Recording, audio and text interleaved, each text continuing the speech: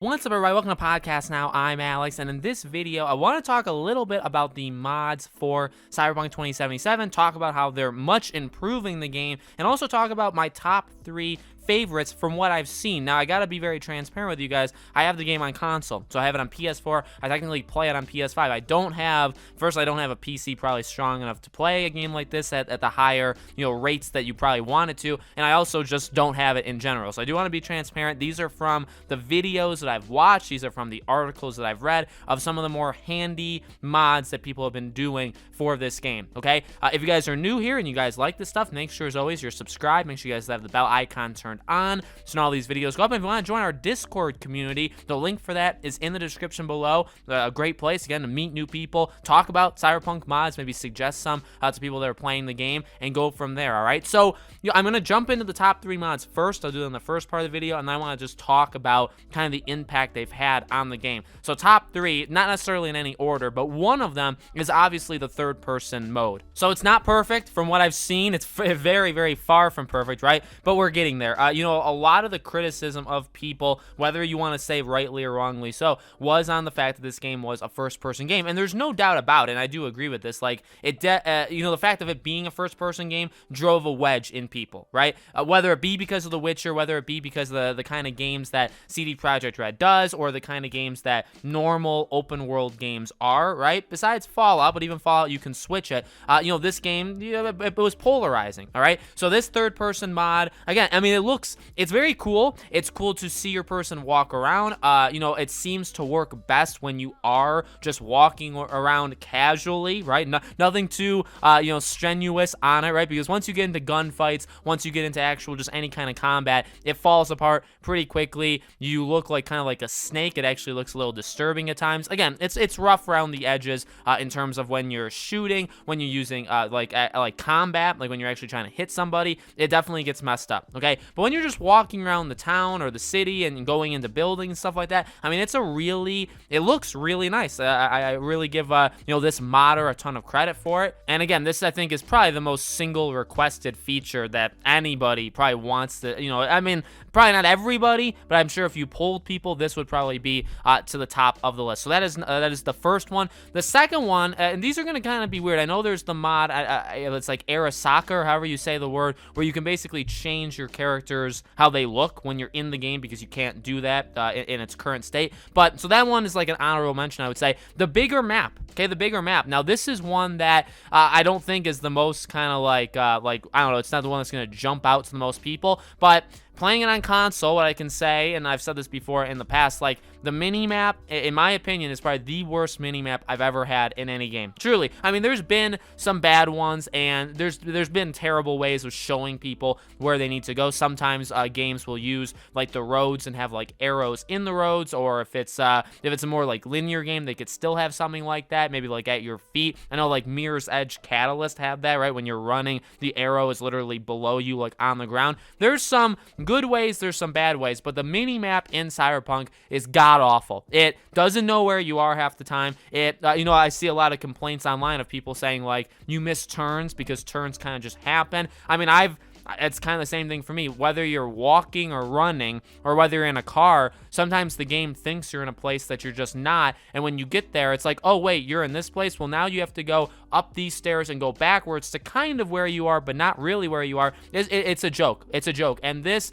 bigger map helps with that, because you can kind of see things coming. I think the waypoint systems in this game, I think it likes the map being bigger, you know what I mean? It just makes the arrows seem a little bit more distinct, where you know where you're going. There doesn't seem to be as much confusion of, again, like maybe you pass where you're supposed to go, or maybe the game doesn't know exactly where you are or thinks you're somewhere else. From what I've seen in the videos I've watched of people doing this definitely does help. And the third one is alternate crowd behavior. Now, this one, I didn't know this was a thing in this game in terms of like a mod, but this really impresses me. So it impresses me because of my main weakness with the game. I've talked about this before. Like, people have bagged on this game for, every reason under the sun. One of the things that I've gotten upset about this, on this game before is I was looking to this as kind of the gold standard of how to do these kind of like livable open worlds. I've talked a lot about that in the last several, even leading into Cyberpunk.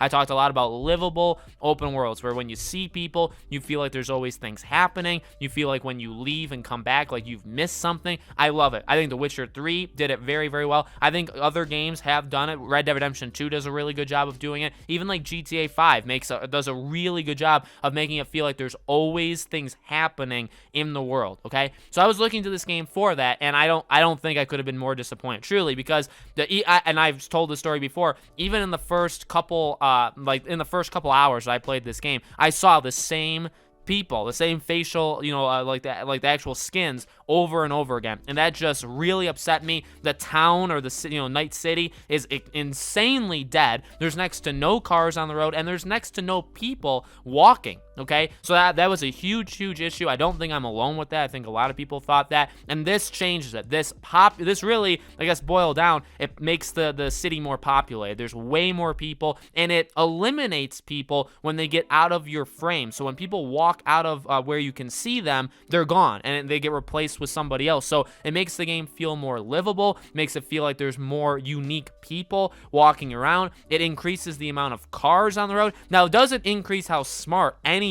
is, just in general, but it does increase just generally how many people are there and the diversity of the people there, which to me, again, this is kind of, would you consider this a smaller feature? Maybe to a third-person mode, you would consider this smaller, but to me, like, this is not game-changing, but pretty darn close to game-changing, because this is one of the biggest flaws I see when you take away the bugs, when you take away the glitches, when you take away, how this game was day one. This is what really disappointed me about this game, and this mod really helps it. So kind of as just to recap, I'm very happy this stuff happened. I mean, obviously the modding community was going to get into this eventually. Now, none of this is, from like, they weren't really helped by this. This is kind of completely created by the modding community. They're going only by the files that are in this game, right? That they have to find the files, they have to figure out how everything works, and they have to figure out how to adjust things. And if CD Projekt Red does any updates to this game that change any of those files, these mods kind of go away. In fact, some of these mods could or could not even be available in the coming days and weeks as CD Projekt Red does stuff. So, it's incredible what they've done. It's incredible what they've done without like official help, right? That the modding opportunity for this game technically hasn't even opened yet. That'll open probably several weeks or months from now. But what they've done, I think they've done a really good job. I think these mods are very, very popular. I think people are seeing them. I think people are having a lot of fun with them. So, I've seen a lot of stuff saying, like, is it saving the game? I think it's helping it. It's helping it a lot. I think that the game is continuing to get stronger.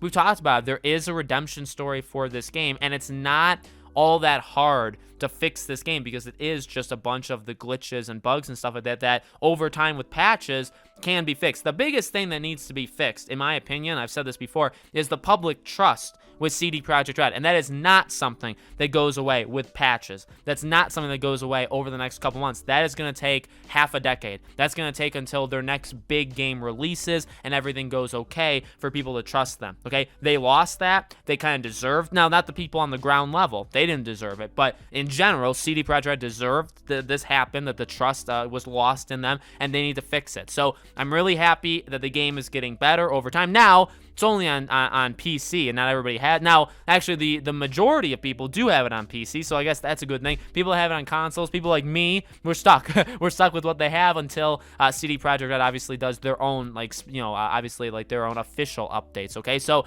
really cool to watch. Makes me want to play it, and hopefully I will be able to play it relatively soon, and that's pretty much it. So, let me know, guys, in the comments below, what do you think? Have you messed with any mods? Did you play the ones that I talked about? Play any other ones that you really like? Let me know. As always, make sure you guys are subscribed to this channel. Hit the bell icon so you guys know when all these videos go up. Again, if you guys want to join our Discord server, link for that is in the description below. Would love to have you guys there. Thank you for watching, and I hope to see you all on the next video.